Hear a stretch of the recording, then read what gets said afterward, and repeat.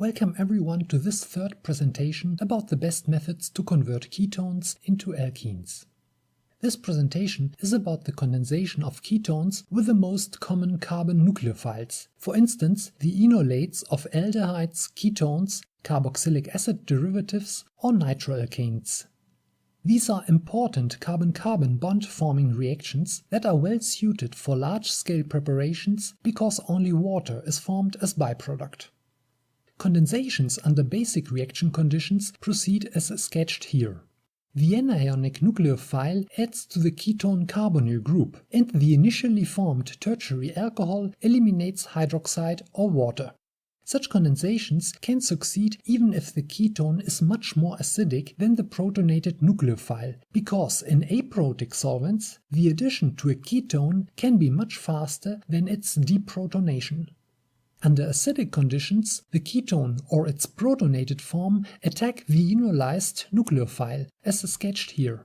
Elimination of water again yields the final condensation product. Most carboxylic acid derivatives are less acidic than ketones, but directed condensations with preformed enolates can succeed anyway, despite large pKa differences, because enolate formation in aprotic solvents is a slow reaction.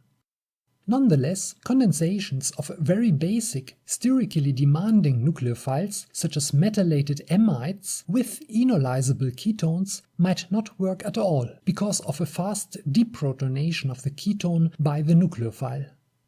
When simple aldehydes and ketones are mixed with a base, the aldehyde usually acts as electrophile and the ketone as nucleophile. Only non-enolizable ketones can sometimes be olefinated with aldehydes. In this example, an isatine, a particularly electrophilic type of ketone, was successfully condensed with propanal. The excess of aldehyde was probably required because of its extensive self-condensation. Initially, only an aldol addition occurred, and dehydration of the tertiary alcohol required heating with acid. The resulting alkene, a 1,2-bis acceptor substituted olefin, was highly electrophilic and would readily add any available nucleophile. Such olefins do not usually form spontaneously and require forcing conditions for their preparation. More nucleophilic and less prone to self-condensation than aldehyde enolates are metallated imines. In this example, such a lithiated imine was condensed with beta-ionone. Treatment with iodine was required to either equilibrate the isomeric mixture of olefins or to complete the dehydration. The low yield of this reaction was also caused by the use of an equimolar mixture of reactants. This is usually a bad idea because toward the end of such reactions, the concentration of reactants drops to such low levels that no complete conversion can be attained. Therefore, organic reactions should always be conducted with a slight excess of the least expensive reactants or of those reactants that will cause less trouble during purification of the target product. This is another attempt to condense a lithiated imine with a ketone. Despite the huge excess of nucleophile, only about 60% conversion of the ketone was attained. This ketone was probably highly enolized and was just deprotonated by the lithiated imine. The treatment with sulfuric acid was meant to promote Frill-Crafts alkylation of the pyrrole ring and aromatization, but this did only occur to a small extent. As already mentioned, aldehydes tend to react with ketones as electrophile, and this was also the case when the starting material of this example was treated with most bases. Only with catalytic proline, the aldehyde-derived enamine was formed faster than a ketone-derived enamine, what caused a significant fraction of the aldehyde to act as nucleophile. Sometimes it is possible to obtain high yields of only one condensation product when mixing two different enolizable ketones with a base. In this example, the ketene dithioacetal, being a vinylogous thioester, was much less electrophilic than cyclohexanone and reacted as nucleophile. It is surprising that no displacement of the thiomethyl groups by the solvent or the enolate occurred. If mixing everything doesn't work, a ketone can also first be stoichiometrically converted into an enolate and a second ketone added afterwards. In this example, a titanium enolate of acetophenone was prepared with tributylamine as base, and this intermediate was then condensed with methyl isopropyl ketone. Also, acid catalysis can be used to mediate aldol condensations of ketones. In this example, a fair yield of cross-coupled product was obtained just by refluxing an equimolar mixture of two different ketones at a Dean-Stark trap. The main byproduct was probably the self-condensation product of acetophenone. This same self-condensation product can also be prepared by treating an ethanolic solution of acetophenone with thionyl chloride, as shown here. The more common procedure, however, for self-condensing ketones is to reflux the ketone and allow the condensed ketone to flow through a cartridge containing an insoluble catalyst, such as titanium nitride or an ion exchange resin. The higher boiling condensation products will accumulate in the still, while only the starting ketone will continue to flow over the catalyst. Best results are often obtained when the reaction is stopped after about 30 to 50% conversion. This strategy can of course only be applied to volatile ketones. The reaction on this slide should better not be conducted in aprotic solvents or without solvent, because enolizable ketones can be oxidized and sulfanylated by thionyl chloride rather violently. Despite being less acidic than ketones, carboxylic esters can be lithiated and condensed with ketones in high yield.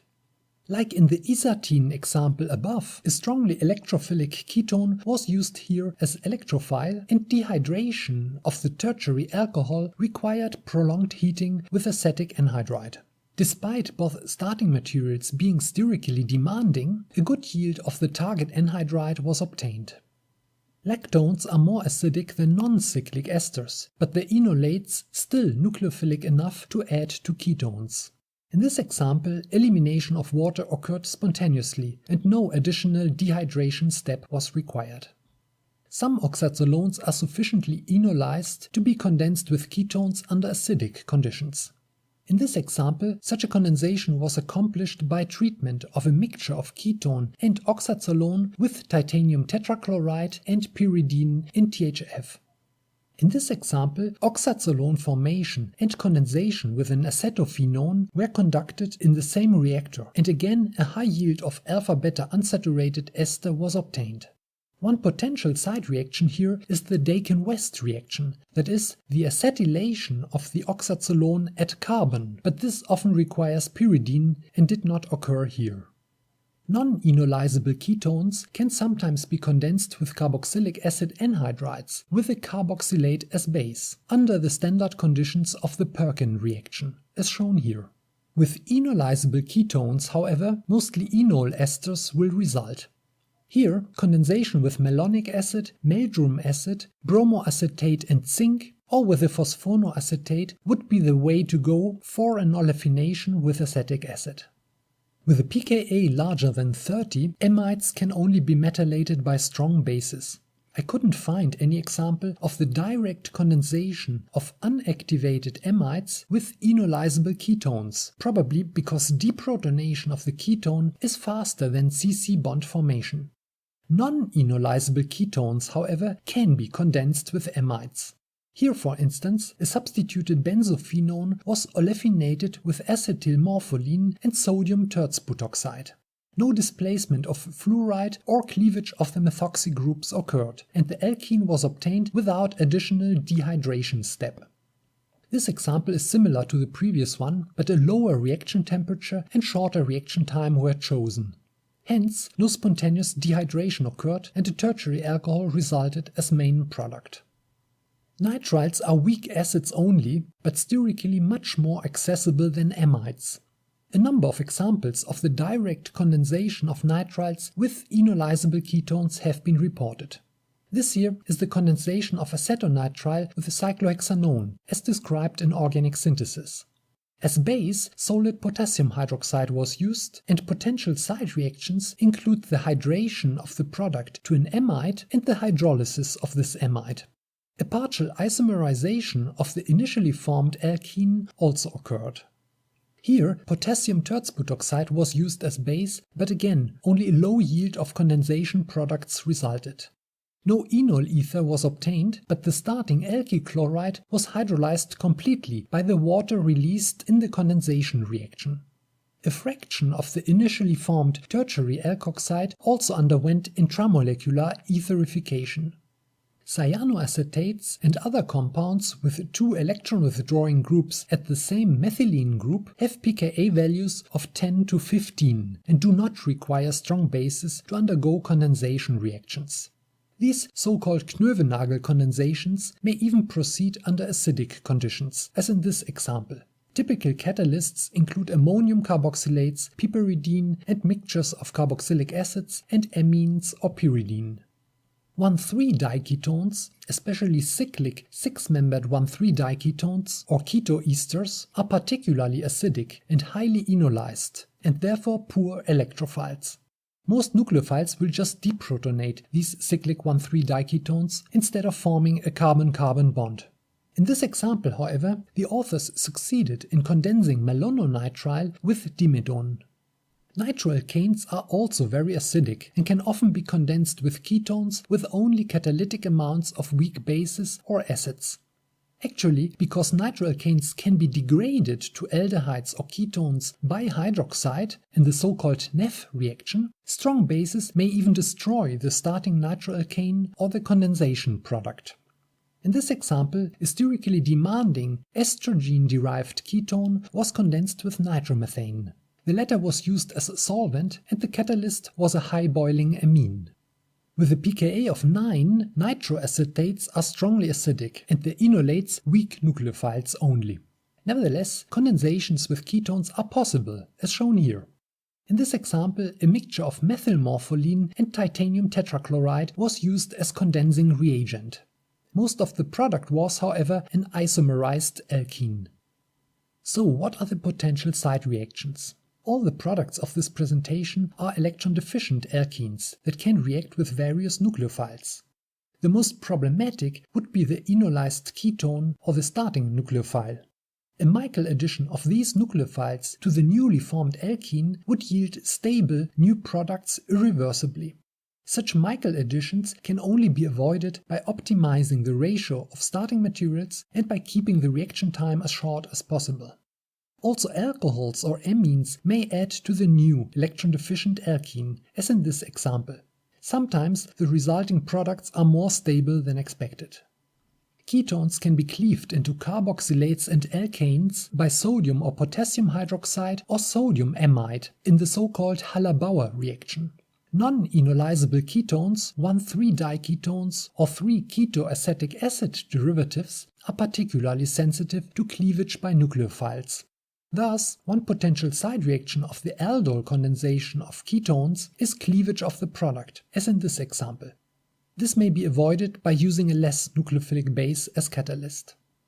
Then, as we already saw in some of the previous examples, the intermediate alcohols do sometimes not eliminate water readily, and an additional dehydration step may be required. Further potential side reactions include decarboxylations, isomerization, and the hydrolysis of various carboxylic acid derivatives. Then, if enolates are formed stoichiometrically with a strong basis, highly enolized ketones may just protonate the nucleophile instead of forming a new carbon-carbon bond. On this and the next slide there are some more examples for further inspiration.